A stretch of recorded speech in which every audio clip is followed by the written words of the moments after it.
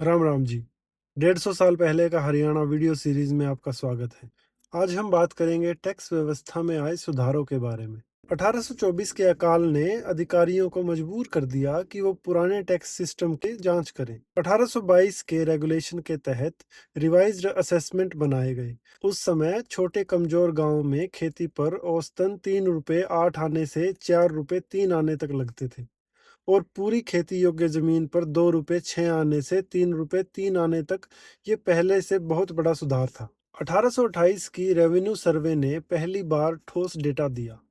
इसकी वजह से पहले जो भारी असमानताएं और गलत आकलन होते थे वो खत्म होने लगे।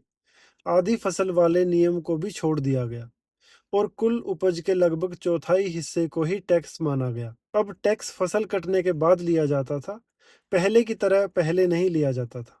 व्यक्तिगत हकों पर ज्यादा ध्यान दिया गया।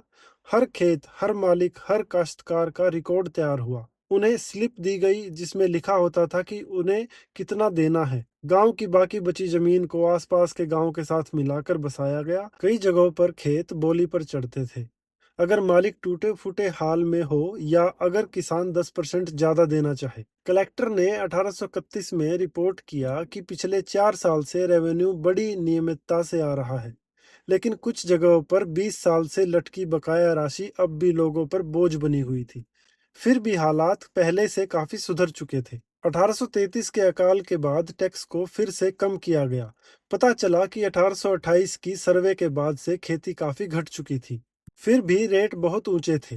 खेती योग्य एकड़ पर 2 रुपए 6 आने 5 पाई को बेस माना जाता था और कम आबादी वाले गांवों में पशुओं के हिसाब से और जोड़ दिया जाता था। कृषि पर औसत रेट 3 रुपए 2 आने से 3 रुपए 12 आने तक थे।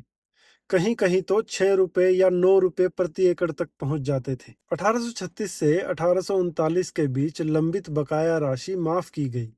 1842 की नियमित सेटलमेंट तक कई गांवों में टैक्स लगातार कम होता रहा। हालांकि पूरी तरह नई सेटलमेंट नहीं हो सकी। जनवरी 1839 में पहली बार ऐसा हुआ कि टैक्स की बकाया राशि के कारण कोई भी जेल में नहीं था।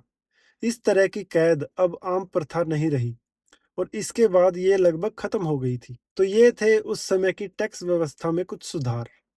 अगर आपको भी इतिहास में झांकना अच्छा लगता है तो जुड़े रहिए मेरे साथ। तब तक के लिए राम राम।